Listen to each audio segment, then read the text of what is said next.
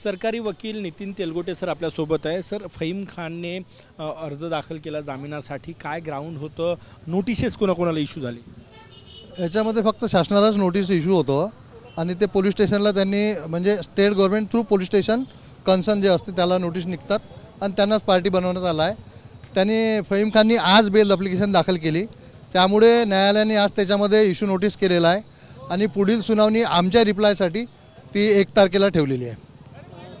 याच्यात कुठले ग्राउंड आहे ज्या ग्राउंडवर त्यांनी हे मागितलेलं आहे जामीन?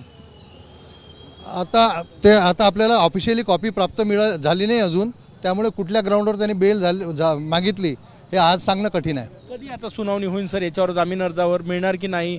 1 तारखेला आमच्या रिप्लायसाठी आहे, त्याच्यानंतर त्याच्यावर सुनावणी होईल। बेल मिळेल की नाही मिळेल त्याच्यावर भाष्य करणे योग्य नाही, कारण तो न्यायालयाचा प्रेरोगेटिव्ह आहे। सर, त्याला PCR मिळाला होता, परंतु प्रकृतीच्या कारणास्तव मग MCR देण्यात आलेला आहे। आता तो MCR मध्ये, अशा परिस्थितीत बेल अर्ज टेक्निकल टर्म काय त्यात?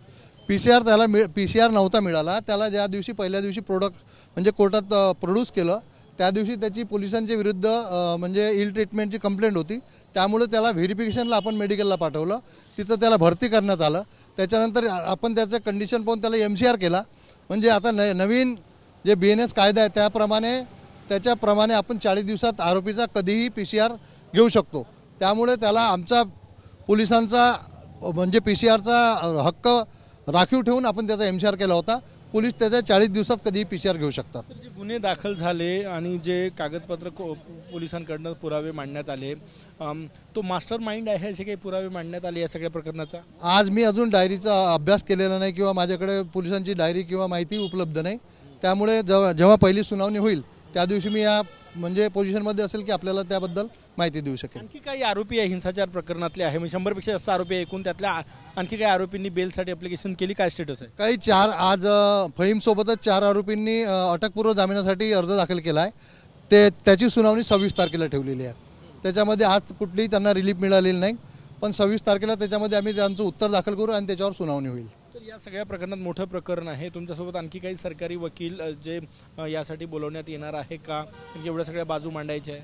नाही, आमच्याकडे भरपूर एकदम चांगले लोक आहेत, भरपूर लोकांची सरकारी वकिलांची टीम माझ्याकडे आहे, त्यामुळे आम्हाला कुठल्याही बाहेरच्या वकिलाची सध्या तरी गरज नाही। खूप खूप धन्यवाद। कॅमेरामॅन सचिन सयामसह गजानन नुमाटे, TV9 मराठी, नागपूर।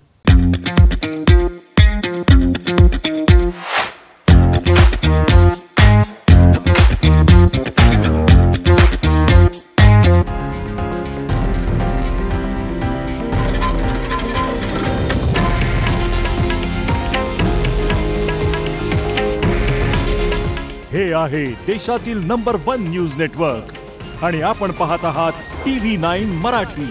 काळजी तुमची, हित महाराष्ट्राचं।